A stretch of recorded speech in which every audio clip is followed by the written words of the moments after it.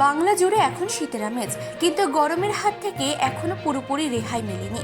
সকালের প্রখর রোদ কিছুক্ষণের জন্য আরামদায়ক মনে হলেও বেশ কিছুক্ষণ রোদে থাকলেই বাড়ছে অস্বস্তি। তাই স্নান থেকে বিরত থাকা চলবে না। আর ঠিক সেই কারণেই বৃহস্পতিবার সকালে কাউকে তোয়াক্কা না করে সোজা নদীতে গিয়ে স্নান সারল গজরাজ। ঘটনাটি ঘটেছে ডুয়ার্সের মাল ব্লকের মিনগ্লাস চা বাগানের 9 নম্বর সেকশনে।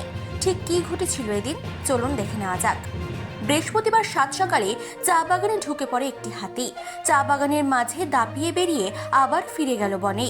এই দিন হাতিটির চালচলন দেখে আতঙ্কিত হয়ে পড়েন শ্রমিকরা কাজে যাওয়ার সময়ই চা বাগানে হাতিটিকে দাঁড়িয়ে থাকতে দেখেন।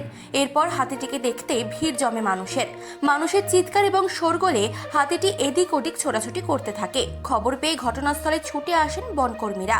কিছুক্ষণ চা বাগানে অবস্থান করে হাতিটি আবার ভুট্টাবাড়ি বনাঞ্চলে চলে যায়।